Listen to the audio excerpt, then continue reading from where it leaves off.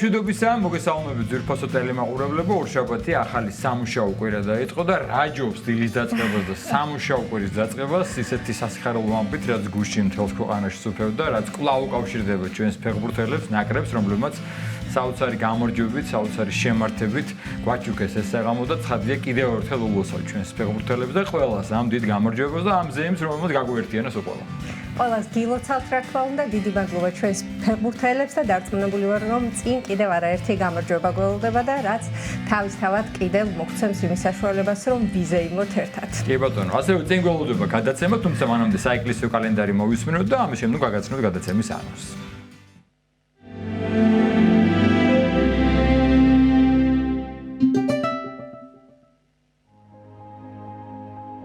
24 მარტს წმინდა მართლმადიდებელი სამოციქულო ეკლესია მოიხსენიებს წმინდა სოფრონს იერუსალიმელ პატრიარქს, წმინდა მღვდელმოწამე პიონს სმირნელ ხუთს, წმინდა მოწამე ეპიმაქეს, წმინდა სოფრონს ვრაჩანელ ეპისკოპოსს.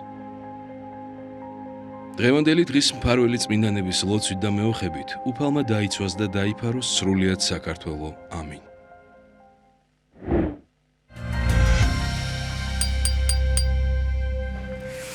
და რაც შეეხება გადაცემას, ძალიან საინტერესო თემა გვაქვს შერჩეული მოძღვართან ერთად, ემპათია და ჩაკვრა. მაგალითები ბიბლიაში ამ თემაზე იქნება ჩვენი საუბარი და ჩვენი სტუმარი იქნება საირმის გორაზე მდებარე წმინდა გრიგოლ ხანძთელის სახელობის ტაძრის მღვდელმსახური მღვდელი იაკობ მუჯირი.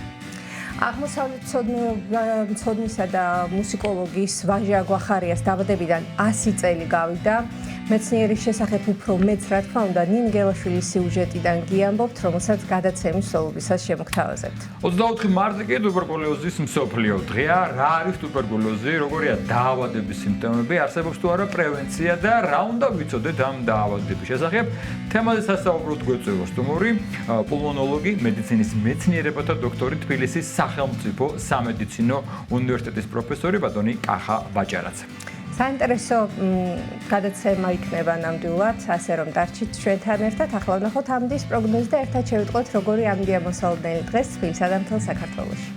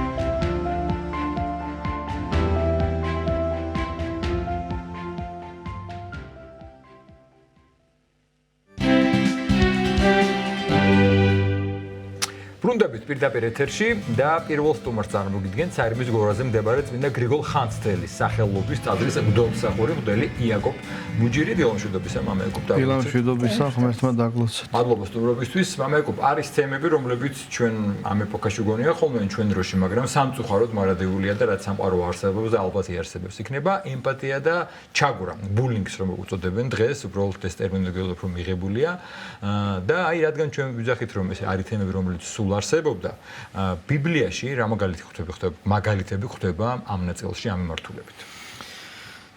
დიახ, როგორც თქვენ აღნიშნეთ, მე მგონი რომაული ანდაზა არის ესეთი ყველაფერი ახალი, კარგად დავიწყებული ძველი. ამიტომ ჩვენ გსურს, ჩვენი მცდელობა იქნება, რომ გავამახვილოთ ყურადღება იმაზე, რასაც საუკუნეების წინ გვაუწყებდა ჩვენ ბიბლია და რომ ამაზე პასუხი გვაქვს. ანუ ეს პრობლემა არსებობდა და მნიშვნელოვანია ამ პრობლემას როგორ ეხება წმინდა წერილი. ჯერ შევეხოთ პრობლემას, პირველი რაც მნიშვნელოვანი იქნება, თან უფრო ძველაღთქმისეული მაგალითია, ეს არის ჩაგვრა. ჩაგვრის გამოვლინება ზოგადად ყოველთვის ხდებოდა, ყოველთვის დაუცველი იყო ადამიანი მეტნაკლებად და მათ შორის ქრისტეს განკაცების დროსაც ამასაც შევეხებით და ძალიან ბევრი ჰუმანური მიდგომა ქრისტეს მოღვაწეობას უკავშირდება, მაგალითად ის რომ ქალი მოწაფე პირველი არის ქრისტე, რომელმაც ქალი დაიმოწაფა. ქალი მოწაფეთა შორის იყო ძალიან ცუდი ტონი, მხოლოდ და მხოლოდ მამაკაცი უნდა ყოფილიყო. აქცენტირება ბავშვებზე და უამრავი ქადაგება, რომელიც ქრისტემ მიუძღვნა ბავშვებს, იყო ასევე ძალიან დიდი სიახლე და აქედან გამომდინარე ამის გათვალისწინებით ყოველთვის იყო ეს პრობლემა და განსაკუთრებით ძველაღთქმაში. რაც შეეხება ჩაგვრას, ჩაგვრასთან დაკავშირებით უნდა ვთქვათ, რომ შესაძლოა ბავშვი დაჩაგრულიყო საკუთარ სახლში დედმამიშვილებისგანაც და ძალიან ცნობილი და დიდი ადამიანები განიცდიდნენ ამ ჩაგვრას. მაგალითად, ასეთი იყო დავით მეფე, ასეთი იყო იოსები, რომელიც ამაღლდა ეგვიპტეში, ასეთი იყო ისააკი, რომლისგანაც იშვა იაკობი და ყველა ისრაელიანი, რომელსაც ისრაელი ეწოდა და მის მოდგმას ბუნებრივია ისრაელიანი ეწოდება და ძალიან ბევრი ადამიანი. ამიტომ ჩვენ კონკრეტულ მაგალითებს შევეხებით და პავლე მოციქული ამ მაგალითებიდან ერთ-ერთს გამოარჩევს. ეს არის ისააკისა და ისმაელის ურთიერთობა და თუ რა არის გამოსავალი და რა არის სანუგეშო, ამასაც ვიტყვით. რაც შეეხება აი ამ ხსენებულ პიროვნებებს, ჩვენ მართებულია აღნიშნოთ თავდაპირველად ქრონოლოგიურად რომ მივყვეთ. ეს არის ისმაელისა და ისააკის ურთიერთობა. უნდა აღნიშნოთ, რომ ეს არის ერთი მამის ორი შვილი, ოღონდ სხვადასხვა მეუღლეებისაგან. პავლე მოციქული ამბობს, ორძე ესხნეს აბრაამს, ერთი მხევლისაგან და ერთი აზნაურისაგან. ანუ ერთი იყო მხევალი ქალი, ხოლო მეორე იყო მისი საყვარელი მეუღლე სარა, პირველს ერქვა აგარი და პირველად შვილიერი ხდება მხევალი ქალი აგარი და შემდეგ იბადება სარასაგან ისააკი.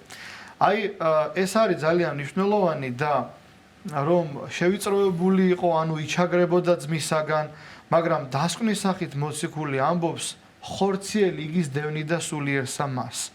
აი ეს არის ძალიან მნიშვნელოვანი. ესე იგი თუ ჩაგვრა განიცადა ბავშვმა, მშობლისთვის რა არის მნიშვნელოვანი? თუ ბავშვმა განიცადა ჩაგვრა, ეს არ ნიშნავს იმას, რომ ის იქნება წარუმატებელი, ის იქნება დაუშვათ ისეთი ადამიანი, რომელსაც საომავლოდ არ ექნება პერსპექტივა და წარმატება. პირიქით, უმეტესწილად დავით მეფე, როგორც ვახსენეთ, იჩაგრებოდა დედმამიშვილებისგან, მათ შორის უფროსი ძმებისგან და დასცინოდნენ კიდევაც და წმინდა წერილში არის ამის მაგალითი, როდესაც იესე მათი მამა აგზავნის ყველაზე პატარა ძეს დავითს, რომელსაც მხოლოდ მამის ცხრის ფარა უნდა ემწყემსა, ერთჯერადი დავალება ეძლევა, შეიძლება ითქვას, რომ სანოვაგე მიუტანოს ძმებს ბრძოლის დროს, როდესაც ისინი ფილისტიმელებს ებრძვიან და ძმები დასცინიან მას, რომ პირველი შემთხვევა, როდესაც იგი მამის სახლის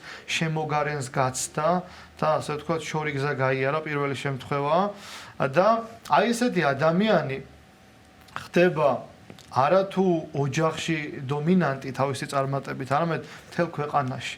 და აი ეს ადამიანი, ამ ადამიანის ძლიერება, დავით მეფის ძლიერება მდგომარეობს მის სულიერებაში. სულიერი ყოველთვის იდევნება, მაგრამ სულიერი საჭირო დროს და საჭირო მომენტში ძალიან დიდ ძალმოსილებას ავლენს.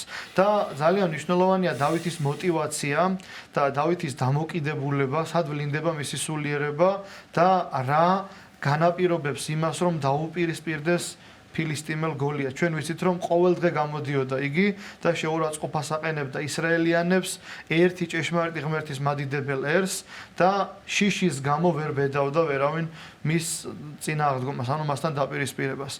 ის ამბობს ესეთ სიტყვებს, რომ არ მივცემ უფლებას მაგ წინა დაუცვეთელს. ეს წინა დაცვეთილება და წინა დაუცვეთელობა არის ძველ აღთქმაში მკვეთრად გამოხატული რელიგიური აქტი, შეიძლება ითქვას ნათლობის წინასახე და ამიტომ ამ რელიგიური ნიშნით ამახვილებს ყურადღებას, რომ უღმერთოს თუ სხვა სიტყვებით ვიტყვით, არ მივცემ უფლებას, რომ ჩვენი ისრაელიანთა ღმერთი შეურაცხყოს, ამიტომაც უპირისპირდები მას. არა ტერიტორიული მთლიანობისათვის, არა დაუშვათ პატრიოტული მოსაზრებით, არამედ ყველაზე მთავარი მისი мотиваცია არის რელიგიური мотиваცია. ეს არის შეიძლება ითქვას სულიერი პოლემიკა დავითისა უსჯულო ერთან, ანუ ამ შემთხვევაში ფილისტიმელებთან და ამ мотиваციით უპირისპირდება იგი და ბუნებრივია იმდენად დიდია მისი გამარჯვება, რომ მეფეს კი ინტერესდება მისი გამარჯვებით. ანუ ეს არის ერთი მაგალითი, როგორ იჩაგრებოდა იგი და როგორ დაწინაურდა სხვათა შორის, როდესაც მიდის წინასწარმეტყველი იესეს ოჯახში,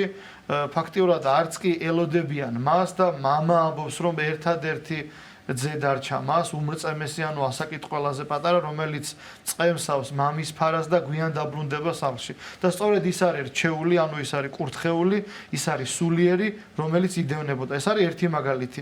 სხვა მაგალითია მამამთავარი იაკობისა, რომელიც ასევე ძმისგან იდევნებოდა და ყველაზე მეტად სხვათა შორის ძმის დევნა გამოვლინდა არა მცირეწლოვან ასაკში, არამედ უფრო ზრდასრულ პერიოდში. ესეც მნიშვნელოვანი ჩაგვრის ერთ-ერთი მაგალითია, მაგრამ ეს ორი ძმა მკვეთრად განსხვავებულია. ეს საუბარია ესავზე და იაკობზე. იაკობი არის კარავში მცხოვრები მყუდრო ადამიანი, სულიერი ადამიანი, ხოლო ესავი არის მონადირე და ველადმავალი და ძლიერი მონადირე იყო იგი ნებროთის მსგავსად ღვთის წინაშე. მაგრამ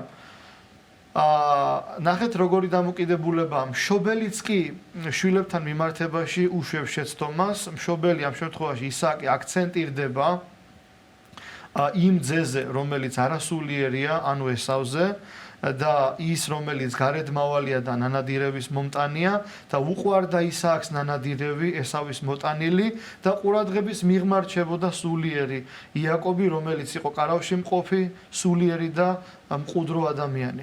ამიტომ მისი ეს დამოკიდებულება, მისი მიდგომა მკვეთრად ვლინდება, რომ არასწორია და იმედოვნებს, რომ რადგან პირველი, ანუ უმრწემესი ძე არის ესავი, კურთხევანო პირმშობა უნდა მიიღოს მან.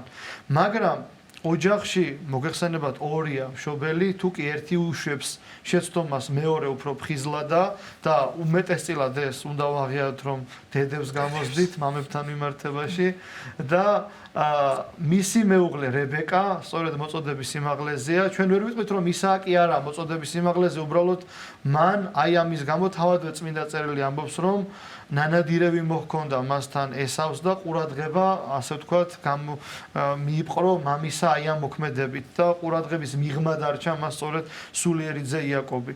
და რებეკა ეუბნება მას, ასწავლის იმ გზას, რომელი გზითაც შეიძლება მან კურთხევა მიიღოს და ის მართლაც იღებს კურთხევას და სწორედ აი ამის შემდეგ ხდება უკვე დაპირისპირება ძმებისა და განიზრახავს ძმა კაინის მსგავსად საკუთარ გულში, რომ ჩვენი მამის დაფლვის დღეს ვიძიებ შურს და მოვაკვდინებ ჩემს საკუთარ ძმას იაკობს. ამის გამო გადახვეწა უწევს იაკობს სახლის დატოვება და მესოპოტამიაში დედის ძმასთან ლაბანთან გარკვეული პერიოდი 10 წლეულების მანძილზე უწევს წასვლა. ეს არის მეორე მაგალითი და მესამე, რომელიც უკვე ჩვენ ვახსენეთ, ეს არის ხსენებული მაგალითი და თავარი რაც იყო ვთქვით, რომ პავლე მოციქული სანუგეშოდ ამბობს, რომ ხორციელი გიზდევნი და სულიერ სამას. ესე იგი, ადამიანი შესაძლოა იყოს ჩაგრული, დევნული, მაგრამ ეს არ ნიშნავს მის წარუმატებლობას. პირიქით, ამ ადამიანში უფრო მეტი ნიჭი, უფრო მეტი ტალანტი არის, ასე ვთქვათ, დაფლული, რომელიც თავის დროზე გამოიღებს ნაყოფს. ეს რაც შეეხება ჩაგვრას. ამიტომ, რადგან ჩვენი ფორმატი უფრო მცირეა და არ გვექნება საშუალება რომ გავშალოთ ეს თემა, გადავალ მეორე საკითხზე, ეს არის ემპათია. ემპათიის მაგალითები უკვე გვხვდება ჩვენ და ასევე ჩაგვრის მაგალითების და თანაგანოცდელობის ახალ აღთქმაში, მაგრამ მე მინდა ყურადღება გავამახვილო უშუალოდ ქრისტეს მაგალითებზე. სახარებაში არის დაუწყები ესეთი ამბავი, რომ ქვრივს გარდაეცვალა მხოლოდ ჩობილიძე, ეს ნიშნავს იმას, რომ ქმარი უკვე გარდაცვლილიყავდა და ერთადერთი, როგორც სიტყვიან, დედის ერთა ძე გარდაეცვალა მას და מחარებელი ამბობს, მიხედა მას იესო და შეეწყალა იგი. ანუ ქრისტე თავადვე გვაძლევს ჩვენ ამას ძველ ქართულად ეწოდებოდა თანაგანცდა და თანალმობა. ნუ თანამედროვე სინამდვილეში ემპათია ქვია, მაგრამ ერთი და იგივე ქართული ენა გადასარევად გამოხატავს აი პირდაპირ შინაარს. მაგრამ ერთი და იგივეზე ვსაუბრობთ ჩვენ, როდესაც ვსაუბრობთ ემპათიაზე, თანალმობაზე და თანაგანცდაზე, რადგან ჩვენ დაშორებული ვართ ძველ ქართული ენის და სიტყვის სიღრმეს და თავისებურებას და არ ვართ ყველანი ფილოლოგები, ამიტომ ვიყენებთ ამ ტერმინს ემპათიას, რომელიც უდრის იგივეს. ამიტომ ამის მაგალითები და სხვათა შორის ძალიან ბევრი ადამიანი, მათ შორის ეკლესიურიც კი ვერ აფიქსირებს იმას, რომ უპირველეს ყოვლისა ქრისტესგან გვაქვს ეს მაგალითები ჩვენ, მიხედა მას და შეეწყალა იგი. ეს არის პირდაპირი მაგალითი იმისა, რომ თანა განცდა ქონდა ქრისტეს მათი ამ ქალბატონის და ამის კვალობაზე განკურნა და უпростоრად აღადგინა მკვდრეთით მისი ძე. სხვა მაგალითია ყველასათვის ცნობილი ლაზარეს გარდაცვალება, როდესაც ქრისტე ცრემლოოდა, ანუ თავადვე იტირა მართასთან და მარიამთან ერთად თავისი მეგობარი ლაზარე და ძალიან ბევრი მაგალითი არის სახარებაში ამასთან დაკავშირებით, მაგრამ სამწუხაროდ არასულიერი დამოკიდებულება ადამიანს ხელს უშლის თანაგანცდაში, ანუ ემპათიაში. ამის მაგალითი არის შაბათ დღეს სინაგოგაში განკურნებული ერთ-ერთი ადამიანი, რომელიც იყო დაბადებიდან პარალიზებული, ანუ როგორც מחარებელი ამბობს, ხელი განხმელ ედგა, შობიდან პარალიზებული იყო იგი და სინაგოგას როცა ვახსენებთ, უნდა დავაკონკრეტოთ, რომ ეს არის უბრალოდ შესაკრებელი, რელიგიური ერთობის შესაკრებელი, არა სოლომონის ტაძარი, არამედ შესაკრებელი, რომელიც იყო მრავლად ქრისტეს მოღვაწეობის დროსაც და დღემდე ასეა. შეიძლება ეს ყოფილიყო კაპერნაუმში, შეიძლება ყოფილიყო ნაზარეთში, შეიძლება ყოფილიყო ნაინში ან სხვა რომელიმე გეოგრაფიულ ადგილმდებარეობასთან ყოფილიყო დაკავშირებული ეს რელიგიური შესაკრებელი. აი ასეთ შესაკრებელში სწორედ შაბათ დღეს, ანუ რელიგიური წმიდათა წმიდა იყო ძველი აღთქმისათვის. აი ეს დღე, საღვთო უქმობის დღე, აკვირდებიან ქრისტეს ხომარ განკურნავ შაბათ დღეს. და ქრისტე მათ ეუბნება, რომ ნუ თუ ადამიანი, რომელსაც ჩაუვარდება ვირიან ხარი ორმოში არ ამოიყვანს მას, ნუ თუ რა არის თქვენთვის პრიორიტეტული, სულის ცხონება თუ მისი წარწმედა, სიკეთის გაკეთება თუ ბოროტებისა და ბოლოს ამბობს ამას, რომ სული უნდა ვიცხოვნოთ თუ წარვიწმიდოთ. და ამის შემდეგ საჯაროდ შეიძლება ითქვას ყველას წინაშე წარმოადგინა იგი, ანუ შუაგულ სინაგოგაში დააყენა და ეუბნება სიტყვებს განირთ ხელი შენი და მას მოეგო ხელი იგი, ანუ განიკურნა, როგორც მთელი მეორე ხელი ქონდა, ასევე მიიღო მან სიმრთელე და ჯანმრთელობა.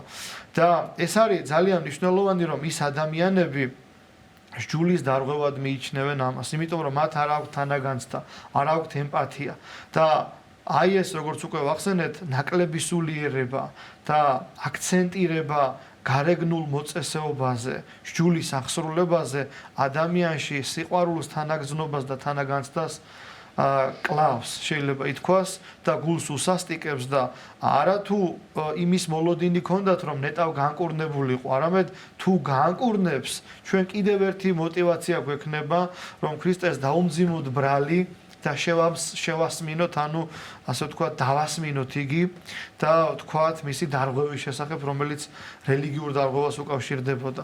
ამიტომ ძალიან ბევრი მაგალითი არსებობს წმინდა წერილში, რომელსაც ყურადღება ჭირდება, გააზრება ჭირდება და ასევე უამრავი ნაინელი ასულის განკურნება, იაიროსის ასისთავის განკურნება, ყველა ეს უკავშირდება ემპათიას, ანუ თანაგანცდას და სხვათა შორის ადამიანები, რომლებიც იყვნენ სულიერები და დამოწაფებულნი ქრისტეს, ან აპირებდნენ რომ დამოწაფებულიყვნენ, ქრისტესადმიც ჰქონდათ მათ ემპათია და ესეთი მაგალითია მოთხრობილი, რომ ქრისტეს უწევს ერთ-ერთ ადგილზე, გეოგრაფიულ ადგილმდებარეობაზე გადაადგილება, რომელიც ბუნებრივია ძალიან დიდ შრომას და ძალისხმევას უკავშირდება და ნუ დააშრობ მოძღვარს, ანუ ნუ დაღლი მას, უკვე გარდაცვლილია შენი შვილი, ამ სიტყვებს ეუბნებიან მას და ქრისტე მას ეუბნება, რომ ნუ გეშინია მხოლოდ და მხოლოდ გწამდეს და განიკურნება და აღდგება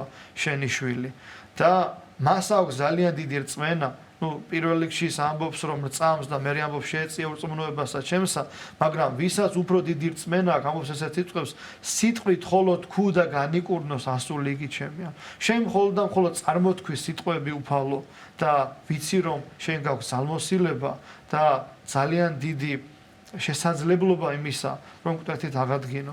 ამიტომ როგორც პავლე მოციქული ამბობს, ყოველივე რაიცა დაიწერა ჩვენ და სამოძრულად დაიწერა, რომ ნუგეშინის ცემა გვაქვს წიგნთაგან. ანუ ჩვენ ეს უნდა ვიცოდეთ, ამით უნდა ვიყოთ იმედით ახსავსენი და ნუგეშინის ცემულნი და ვიკვებებოდეთ უნდა აი ამ სწავლებით და ძლიერდებოდეთ. მამა ეკოპ, ჩვენ ცხადია, რადგან ჩვენს ეთერში ვსაუბრობთ და მოგვაქვს წმინდა წერილიდან მაგალითები, ერთგვარად ჩვენთვის სასარგებლო უნდა გამოვიტანოთ. პირველ ნაწილს რო დავუბრუნდეთ, ძველი აღთქმის ნაწილს ჩაგვრას.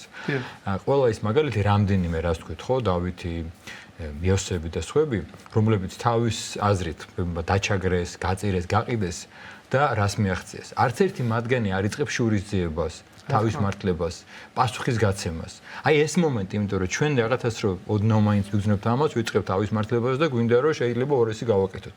ეს ნაწილია საინტერესო ალბათ. ამ შემთხვევაში როგორ უნდა მივუდგეთ, რომ მაგალითი ავიღოთ მათგან და წმინდა წერილს ამიტომ მოვიხმობთ, ხო? ჩვენ იოსები ვახსენეთ და მადლობა რომ შემახსენეთ და მე დავავიწყდა იოსების მაგალითი. იოსებიც ასევე იყო ყველაზე პატარა ძმათა შორის გამორჩეული და ეს გამორჩეულობა ვლინდებოდა იმაში, რომ მამამ მას აჩუქა ორნამენტიანი ქიტონი.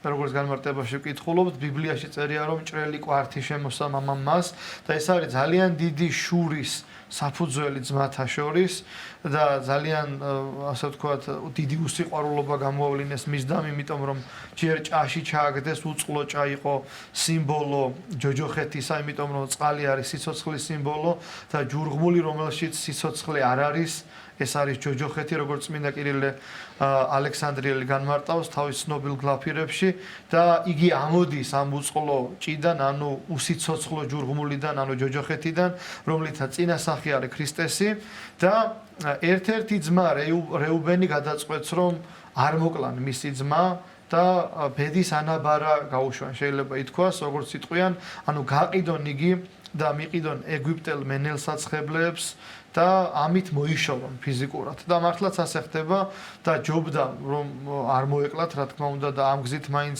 შეენარჩუნებინა სიცოცხლე და ამის შემდეგ იგი მოხდება ეგვიპტეში, ბუნებრივია და ეგვიპტეში დაწინაურდება და ფაქტიურად არის ძალიან დიდი პიროვნება, მრჩეველი ფარაონისა, ფარაონის შემდეგ მეორე კაცი ეგვიპტეში, იმიტომ რომ ძალიან დიდ რეფორმას ეკონომიკურს გაატარებს იგი, გარდა იმისა, რომ ღვთისხელია მასთან და სიზმრებს განმარტავს იოსები, მას აქვს ძალიან დიდი გეგმარების უნარჩვევა და მან იცის ღვთისგან, რომ იქნება მოსავლიანი წლები და ასევე მოუსავლიანი წლები და მან ნახა სიზმარი, რომ ამოვიდა 10 ძროხა, რომელიც გამხდარი იყო ნილოსიდან და ასევე 10, რომელიც იყო ხორცსავსე და ეს იყო ამის ნიშანი, რომ მოსავალი იქნებოდა და არ იქნებოდა და მან ააშენა ბეღლები, სხვათა შორის ეს არის ძალიან მნიშვნელოვანი, იოსების ბეღლებით არის ეს ნაგებობები ცნობილი, მთელი ძლიერი ნაწილი ჯარისა დააყენა მცველად, რომ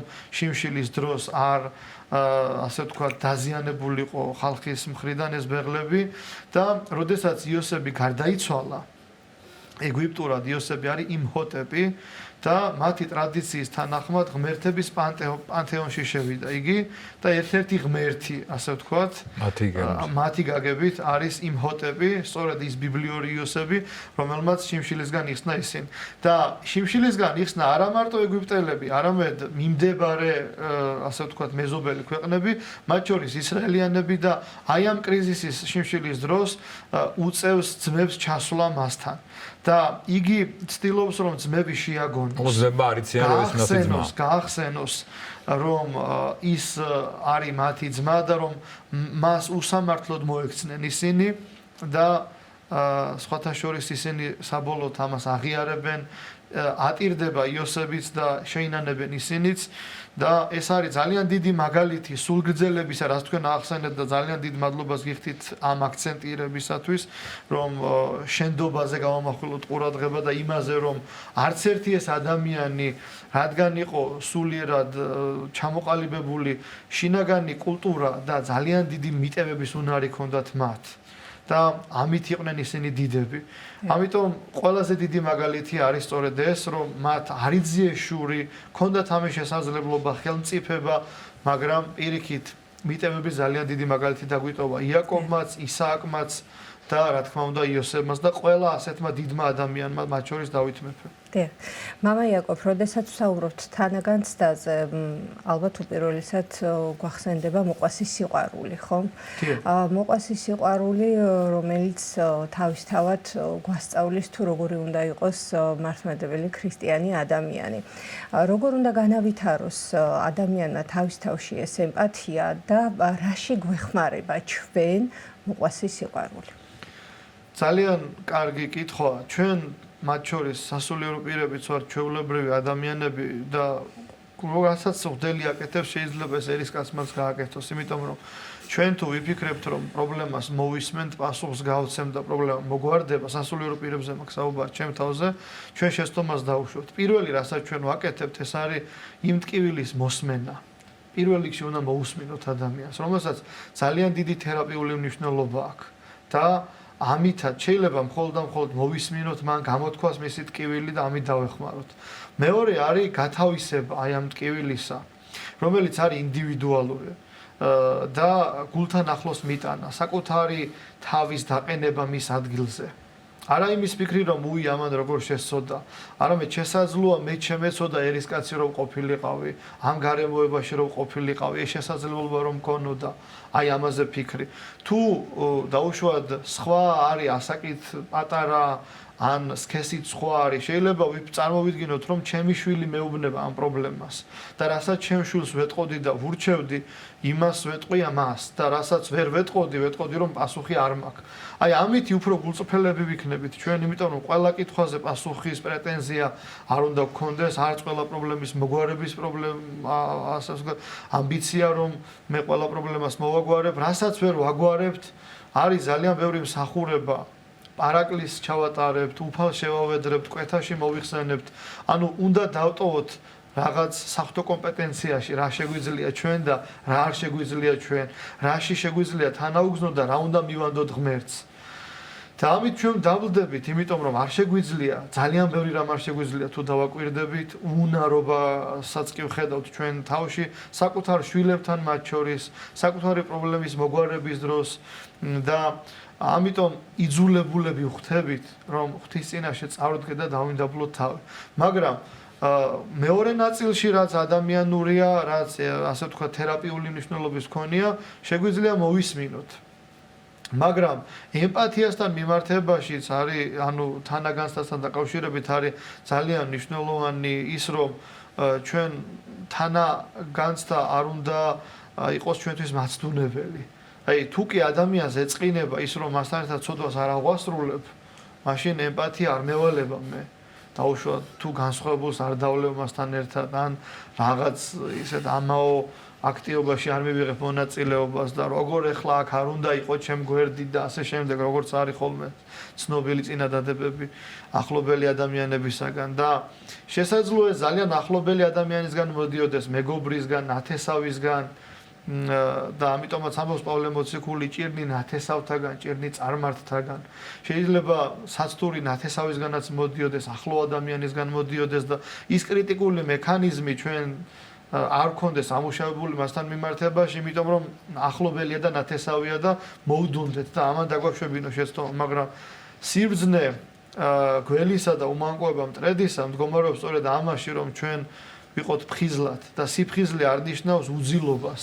ეს ნიშნავს იმას, რომ ჩვენ ვიყოთ გონიერნი ყველა სათნოებასთან მიმართებაში და ისევე როგორც ყველა სათნოებას ამ სათნოებასაც საცდური აქვს და გაუკუღმართების, ასე ვთქვათ, მეორე მხარე, რომელიც არ უნდა მოხდეს. დიდი მადლობა მამა იაკობ. საერთმეზე მდებარე წმინდა გრიგოლ ხანძთელის სახელობის ტაძრის მძღოლსაყორი მდელი იაკობ მუჭირი გვესაუბრებოდა. 9 საათი ერთად აღვარდნოთ უფლისარდებელი ლოცვა და შემდგომ უკვე დაგიბრუნდებით გადაცემის სხვა სტუმართან ერთად. დიდება მაღალთაში ნომერცა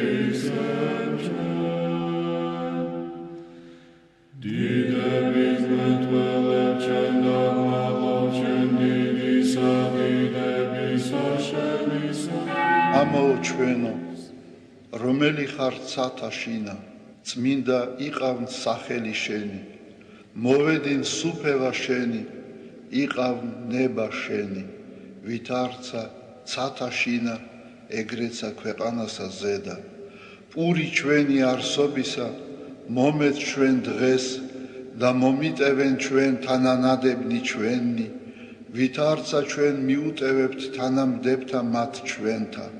და ნუ შემიყანებ ჩვენ განსაცდელსა, არამედ მიხსნენ ჩვენ ბოროტისაგან.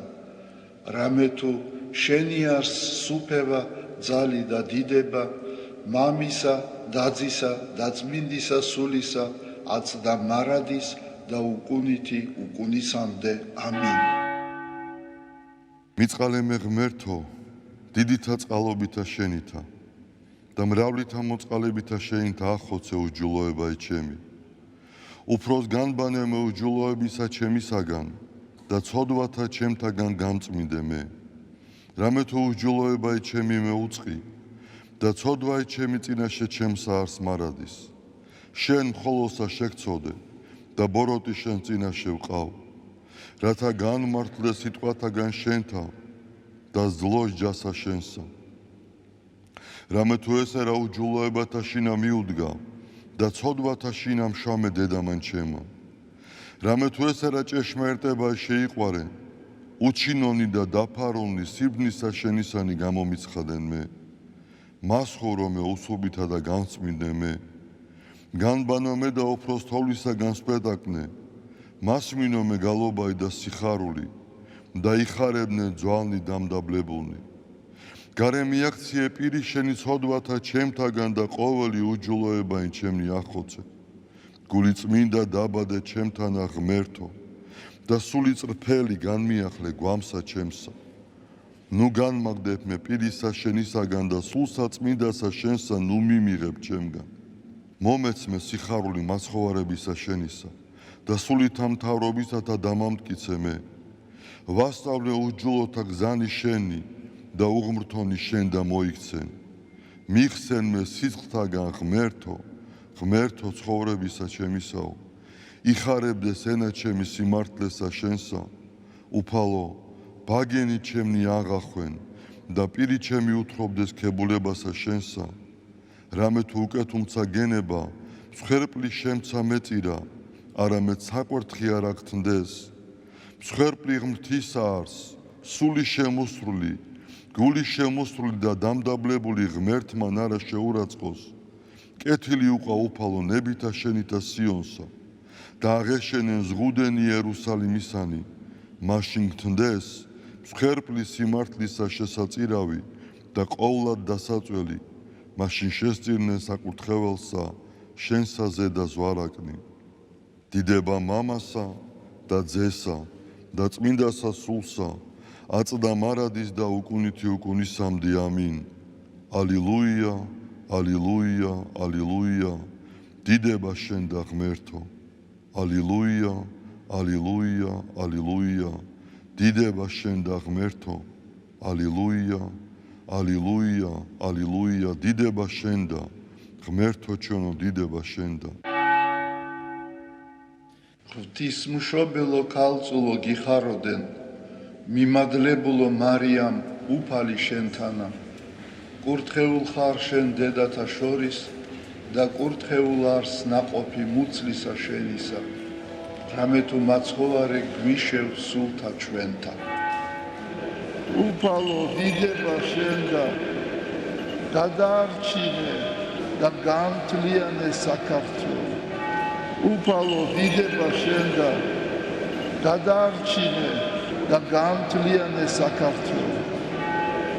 უფალო დიდება შენ და გადაარჩინე და გამთლიანე საქართველო.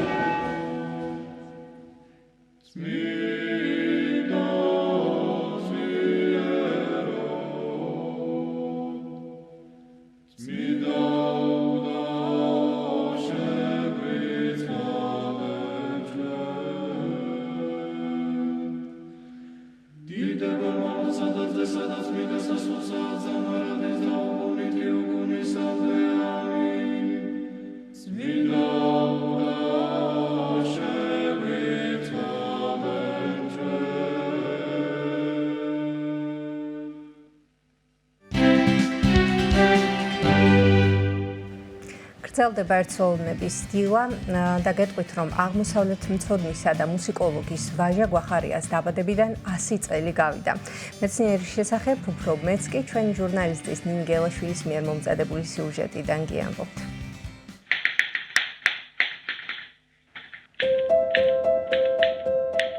როდესაც ჩაიკეტებოდა ოთახში, საკმაოდ დიდი ოთახი იყო, თავის ბიბლიოთეკით, როიალით, თავის მაგიდით, რომელზეც ხდებოდა ამ ნაწერების გადატანა, იქ ვერავინ ვერ შევიდოდა და როდესაც დაждდებოდა, უნდა ჩაკეტილიყო და იყო განმარტოვებული, არ იყო ესეთი კომუნიკაბელური. მრავალმხრივ ნიჭიერი და განსწავლული მეცნიერი, რომელმაც ორი უდიდესი დარგის, მუსიკოლოგიისა და აღმოსავლეთმცოდნეობის განვითარებაში განსაკუთრებული კვალი დატოვა. ვაჟა გვახარიას დაბადებიდან 100 წელი გავიდა.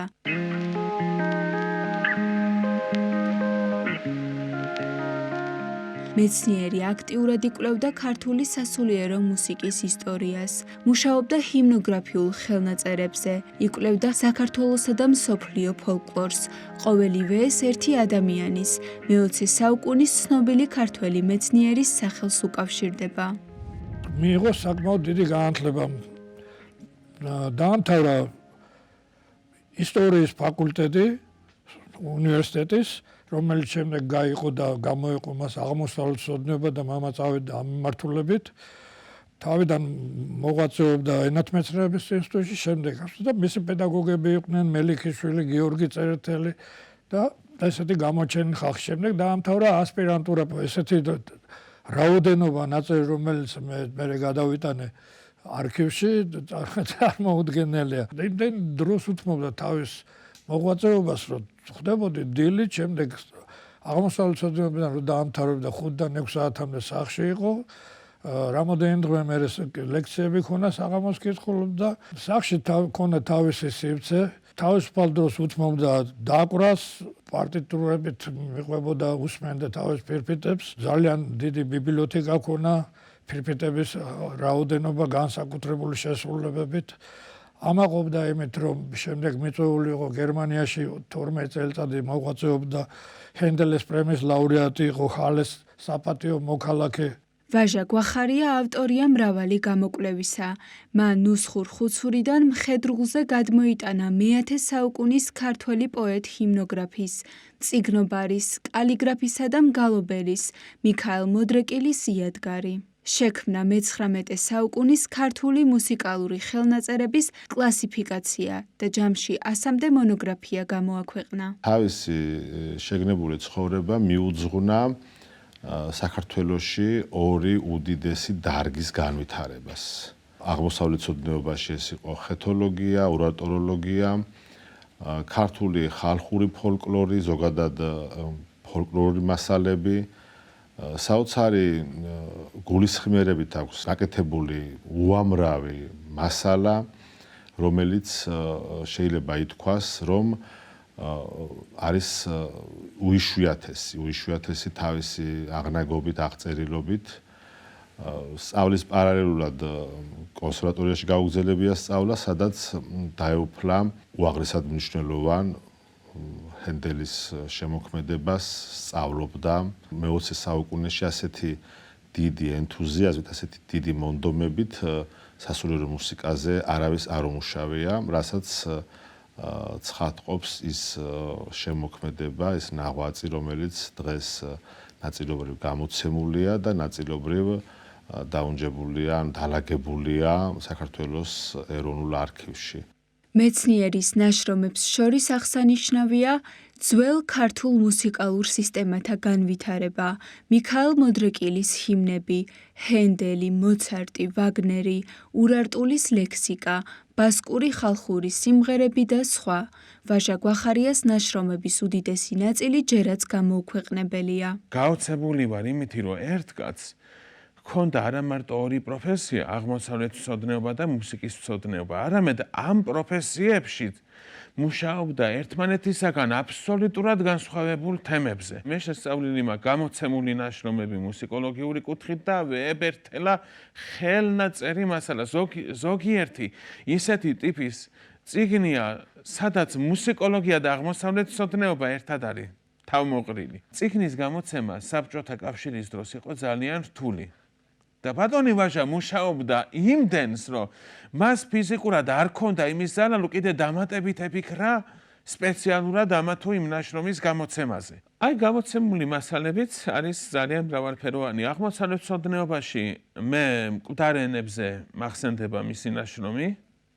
მუსიკის მცოდნეობაში საოპერო მომღერალ პეტრე ამირანაშვილზე წიგნი, დიდ ქართველ კომპოზიტორ ზაქარია ფალიაშვილზე წიგნი, ქართულ მუსიკალურ სისტემათა განვითარება და ბასკეთის თემა, აი რაც არის მნიშვნელოვანი. ქართულ მუსიკალურ სისტემათა განვითარებაში ის პირველად ახსენებს ინგილოურ მუსიკალურ ფოლკლორს, პირველად ახსენებს ფერეიდნულ მუსიკალურ ფოლკლორს, ასევე მომდევნო ნაშრომებში იგი ახსენებს ლაზურ მუსიკალურ ფოლკლორს, ბოლო ნაშრომში თურმე, რომელიც ჩვენამდე არ მოუღწევია, მაგრამ წერილის სახით არის, რეცენზიის სახით არის შემორჩენილი, ახსენებს შავშურ მუსიკალურ ფოლკლორს. კაცს, რომელსაც შეეძლო ერთდროულად ეწერა წინარე საქართველოს მუსიკალურ კულტურაზე, უძველეს ქართველურ ენებზე, ქართულ მუსიკალურ ფოლკლორზე, დღევანდელ ქართულ საკომპოზიტორო მუსიკაზე, ევროპის საკომპოზიტორო მუსიკაზე და თან ყველა ამ სფეროში ყოფილიყო ძალიან ცნობილი, ძალიან პროდუქტიული და ყველგან დაეტოვებინა დიდი და ხარისხობრივად ძალიან დიდი ნაშრომები. ქართველი მუსიკათმცოდნე, ფილოლოგი, ფილოლოგიის მეცნიერების დოქტორი, პროფესორი ვაჟა გვახარია 1925 წლის 22 მარტს დაიბადა. დაამთავრა თბილისის სახელმწიფო უნივერსიტეტის აღმოსავლეთმცოდნეობის ფაკულტეტი, შემდეგ თბილისის კონსერვატორიის მუსიკათმცოდნეობის ფაკულტეტი. 1952 წლიდან იწყება მისი პედაგოგიური და სამეცნიერო მოღვაწეობა. ქართული მუსიკის შესახებ საჯარო ლექციებს კითხულობდა სხვადასხვა ქვეყნის უმაღლეს სასწავლებელში. იყო საქართველოს მეცნიერებათა აკადემიის ძველი აღმოსავლური ენების განყოფილების გამგე. 1967 წელს გახდა ჰენდელის საერთაშორისო პრემიის ლაურეატი.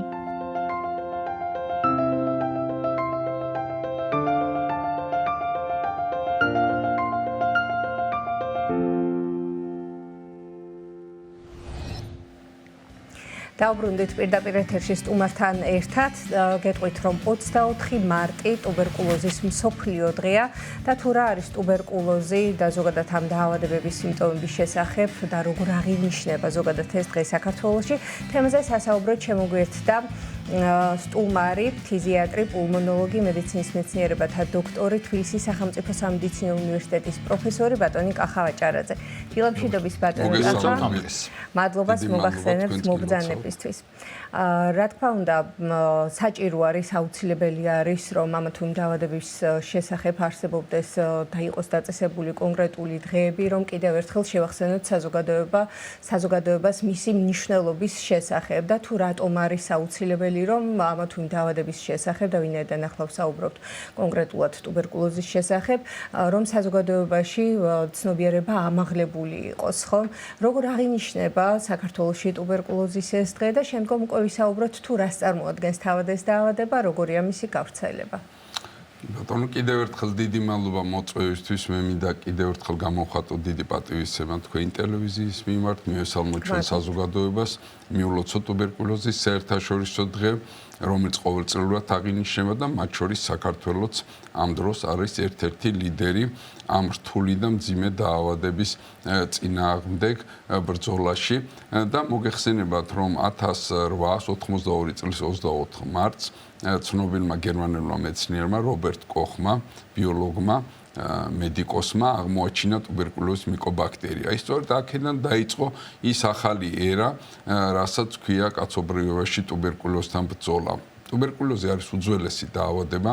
ის აღნიშნული იყო ჯერ კიდევ ჩვენ წელთაღრიცხვამდე, მაგრამ არ იცოდნენ გამომწვევი. ამიტომაც სხვადასხვა საზოგადოება, სხვადასხვა ქვეყნებში სხვანაირი მეთოდით ებრძოდა ამ დაავადებას. და როგორც მოგახსენეთ, 1882 წლის 24 მარტიდან რობერტ კოხის მიერ იქნა განხორციელებული ეს უდიდესი აღმოჩენა. და მსოფლიომ გაიგო, რომ მიზეზი ამ დაავადების არის ტუბერკულოზის მიკობაქტერია.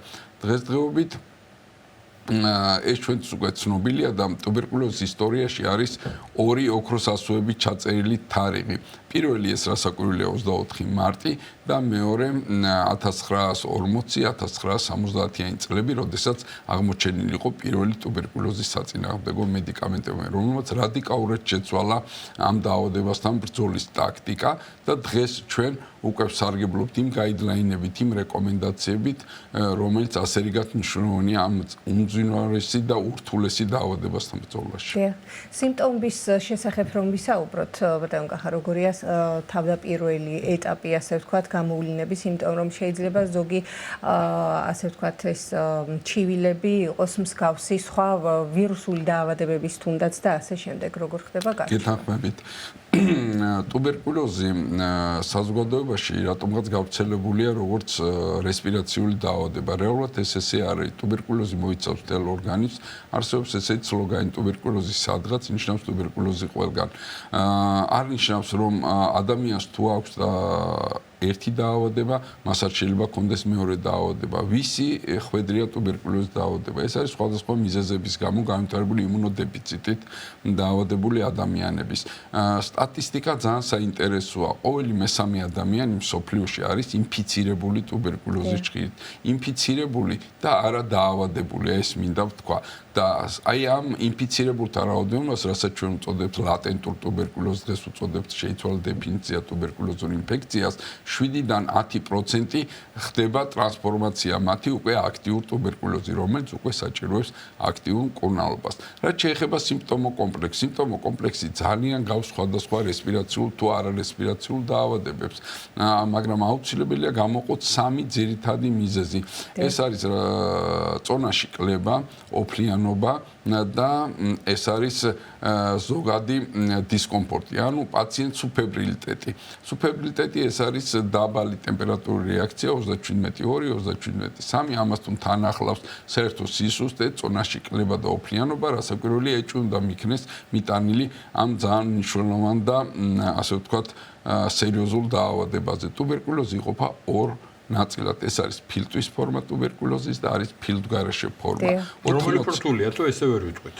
რთული ორივეა, რასაკვირველია, მაგრამ პროცენტული რაოდენობით ის იყოფა შემდეგნაირად: 80-85% ეკუთვნის რესპირაციულ, ანუ ფილტვის ტუბერკულოზს და 15-20% მიეკუთვნება ფილტვგარეშეს. არ არსებობს არც ერთი ორგანო გარდა ფრჩხილისა და თმისა, რომ არ იყოს დაავადებული ტუბერკულოზით. ეს არის კანის ტუბერკულოზი, თვალის ტუბერკულოზი, გულსის დახვდა სისტემის დაავადება, ტუბერკულოზური პლევრიტები და რაც ყველაზე საშიშია, ეს არის ცენტრალური ნერვული სისტემის ტუბერკულოზი, ანუ ტუბერკულოზური მენინგიტი, რომელსაც ახასიათებს ელვისებური მიმდინარეობა და გამოირჩევა მაღალი სიკვდილიანობით, ანუ ლეტალობით. დიახ, ბატონო, კახა, თქვენ ბრძანეთ, რომ უძველესი დაავადებაა და დიდი ხნის განმავლობაში ტუბერკულოზი ასოცირდებოდა გარდაუვალ სიკვდილთან. არაერთი ცნობილი ადამიანი ვითარ ლადო ასათიანი მახსენდება. ლექციაც მიუძღვნა, რომ არ მინდა ძლიერო სცენო, ლექსი ქართულად რომ მოგიხსენო. და როგორც ვთქვით, ითვლებოდა, რომ აი გარდაუვალე. თუმცა ვიცით, რომ შეიცვალა მიდგომა და დღეს რამდენად ნიშნავს ტუბერკულოზი ასევე გარდაუვალ უჩაძექს თუ შეიძლება იმკურნალოთ, ვისაც აქვს და აფერტმა ყოლა დაიფაროს და განიკურნოს ადამიანი. და აღარ არის როგორც ვთქვით, საშიში დაავადება. მე მახსოვს ბავშვი ვიყავი და ჩემს ბრნელზე იყო ტუბერკულოზი და არ ვიყარებოდით, რომ რაღაცა კეთროვანი ვიყავით. გეთანხმებით, ტუბერკულოზი მიეკუთვნება ინფექციურ კონტაგიოზურ დაავადებებს, როგორც აღვნიშნე, მისი გამომწვევი არის ტუბერკულოზის მიკობაქტერიის ოჯახი. ერთ-ერთი ყველაზე აქტიური არის მაინც სამი ფორმა, ეს არის ტუბერკულოზის მიკობაქტერია ჰუმანის, ანუ ადამიანის ტიპის, ბოვის, ანუ ხარის ტიპის და მესამე აფრიკული ტიპის. აქედან გამომდინარე, მინდა აღვნიშნო, რომ ტუბერკულოზი დღეს უკვე ითვლება განკურნებად დაავადებად. სტატისტიკურად მცირდება ტუბერკულოზის რაოდენობა, ეს ძალიან სასიხარულოა, მაგრამ არავითარ შემთხვევაში ჩვენ არ უნდა მივეცეთ რაღაც ისეთ ეიფორიას, რომ ჩვენ დავამარცხეთ ეს დაავადება. იყო ესეთი სტადიები ტუბერკულოზის ისტორიაში, მაგრამ დროებამ გვიჩვენა, რომ როგორც კი ჩვენ მოვადუნებთ ყურადღებას ამ დაავადებების მიმართ, იმ წუთშივე ხდება ტუბერკულოზის რეზისტენტული ფორმების გააქტიურება. აქედან გამომდინარე, ტუბერკულოზი იყოფა ორ ფორმად. ეს არის სენსიტიური, ანუ გრძნობიარე ფორმა ტუბერკულოზის და არის რეზისტენტული შტამები, რაც ყველაზე უფრო მძიმეა. და აი რატომ დავიწყე ამ თემაზე საუბარი? იმიტომ რომ რეალურად ტუბერკულოზის რაოდენობა მცირდება, ტუბერკულოზი ითვლება განკურნებად დაავადება, თუ არ არის მისი მძიმე ფორმები გამოხატული, მაგრამ აქვე მინდა აღვნიშნო, რომ აი იმ შემცირებულ ჯგუფში სამწუხაროდ იზრდება რეზისტენტული, ანუ მდგრადი ტუბერკულოზის რაოდენობა. მინდა საზოგადოებას უთხრა, რომ ტუბერკულოზის სენსიტიური, ანუ გრძნობიარე ფორმა გადადის რეზისტენტულში, ხოლო რეზისტენტული ფორმა არასდროს არ ბრუნდება უკან სენსიტიურ, ანუ გრძნობიარე ფორმაში. სხვაობა ძალიან დიდი ამ დაავადების მართვაში, მკურნალობაში და მონიტორინგში და აქაც ძალიან მნიშვნელოვანია ის თემა, რომ რეზისტენტული ტუბერკულოზი ჩვენ დავადგინეთ 90-იანი წლების შემდეგ, ანუ მანამდე მთლიანად იყო სენსიტიური ფორმა.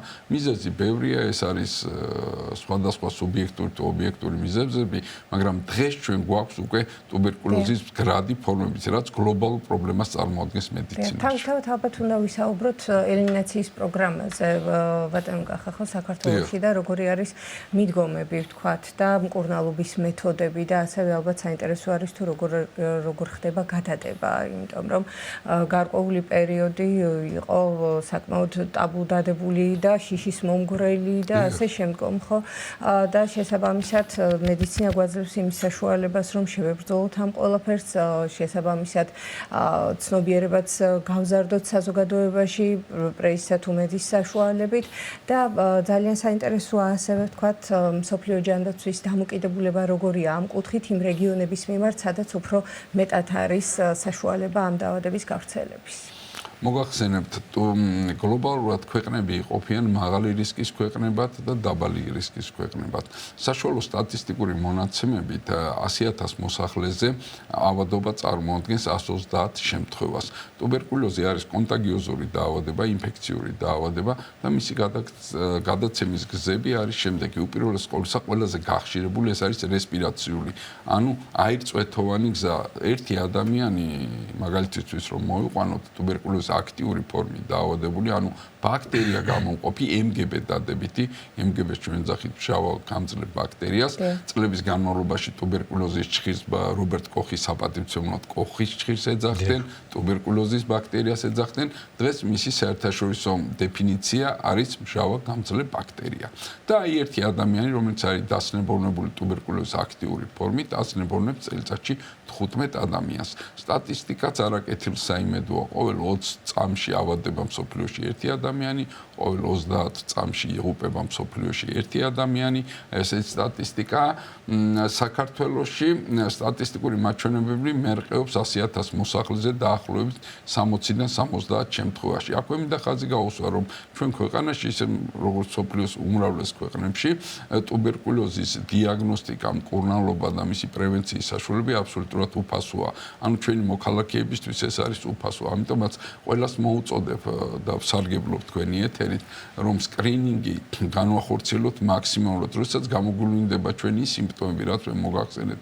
ეს არის ხველა, ოფლიანობა, წონაში კლება, სუფებრილიტეტი.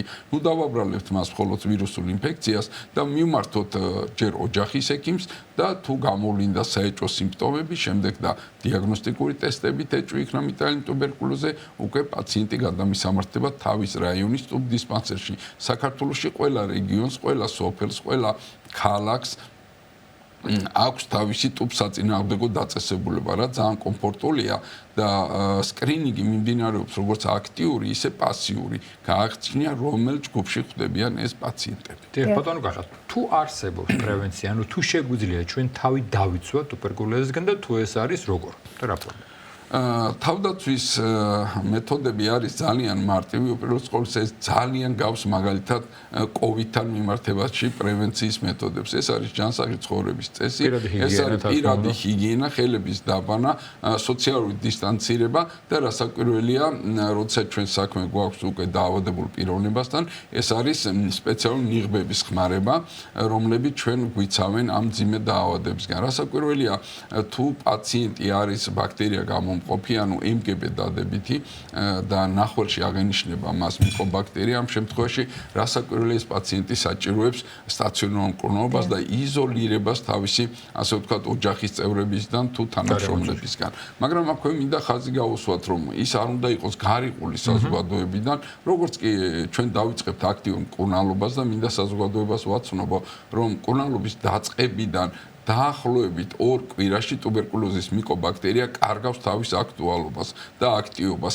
აქედან გამომდინარე, ის უფრო და უფრო სუსტება, მაგრამ არ უნდა დაუშვათ მთელი რიგი შეცდომები, რომელიც განაპირობებს რეზისტენტული შტამების ჩამოყალიბებას. რასაკვირველია, ეს არის მაქსიმალური მონიტორინგი მედპერსონალთან და მკურნალობის სრული კურსის ჩატარება, იმიტომ რომ ერთი თვის მერე პაციენტები თავს ძალიან კარგად გრძნობენ და ამ შემთხვევაში მკურნალობის შეწყვეტა არაფრით არ შეიძლება. უნდა გაგრძელდეს და ბოლომდე იყოს მიტანილი. კიდევ ერთხელ უსვავ ხაზს, რომ ჩვენ ქვეყანაში მკურნალობის კურსი და მკურნალობა პაციენტების ტუბერკულოზით დაავადებულს აბსოლუტურად უფასო. დღეს საქართველოში მოღვაწეობენ მაღალკვალიფიციური ექიმები, ექთნები, ის მედპერსონალ ლაბორატორიის თანამშრომლები და მიკრობიოლოგები, აბსოლუტურად ის ხალხი, რომლებიც დღეს ჩაბმულიანენ ამ მძიმე დაავადებასთან ბრძოლაში და მე მინდა ვისარგებლო შემთხვევი და მათ მიულოცო დღევანდელი დღე უსურო ჯანმრთელობა, წარმატება იმ საქმიანობაში, რასაც ისინი ეწევიან. მე ნამდვილად ვიტყოდი, ეს არის გმირული შრომა, იმიტომ რომ ისინი მუშაობენ იმ მძიმე გარემოში, რასაც ქვია ინფექციის გარემო და თავდაუზოგავად შრომობენ ამერებას გამოხატავთ, რა თქმა უნდა და ვერთდებით თქვენს მიულოცას.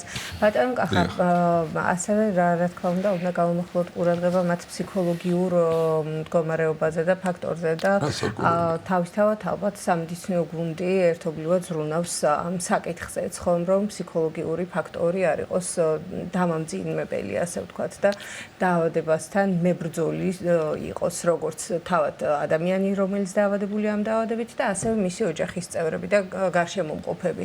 მათ მხარდაჭერას, რა თქმა უნდა, ძალიან დიდი მნიშვნელობა ეკნება. აუცილებლად ჩვენ ვთქვით, რომ ტუბერკულოზის ბრძოლაში განაპირობებს არა მარტო მედიკამენტი ან იქიმია, განაპირობეთ ზოგადად ის სოციალური გარემო, რომელშიც ეს პაციენტი იმყოფება.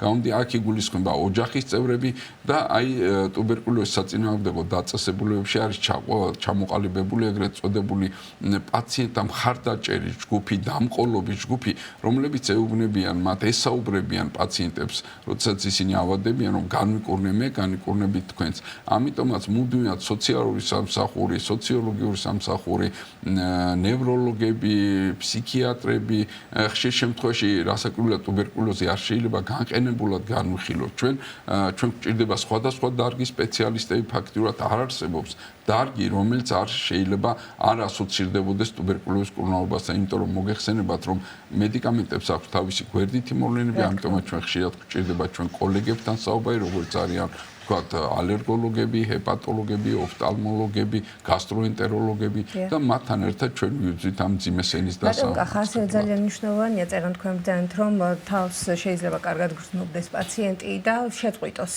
მკურნალობა. რა სირთულეებთან შეიძლება ამ დროს მოუწიოს შეჯახება? უპირველეს ყოვლისა ეს არის ასე ვთქვათ სენსიტიური ან გრძნობიარე შტამის გადაგვარება, ვთქვათ და ტრანსფორმირება რეზისტენტულ ანუ გამძლე შტამში. ახლა ამ ორ ფორმას შორის არის ძალიან დიდი განსხვავება.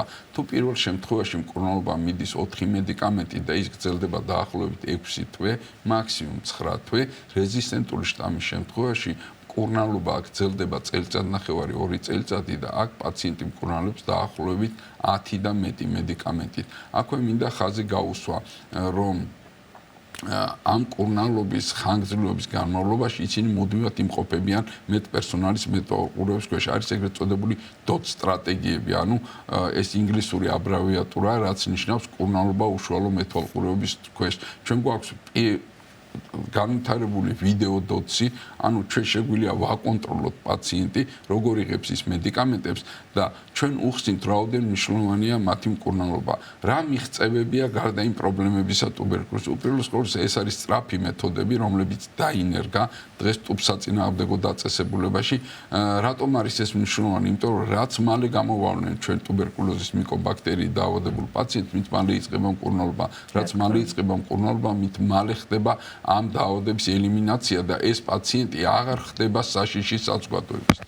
დიდი მადლობა ბატონო კახა საუბრისთვის. ჩვენს მენელს შევახსენებთ დღეს ტუბერკულოზის საერთაშორისო დღეა და გვესაუბრებოდა ფიზიატრი, პულმონოლოგი, მედიცინის მეცნიერება და დოქტორი, თბილისის სახელმწიფო სამედიცინო უნივერსიტეტის პროფესორი ბატონი კახა ვაჭარაძე.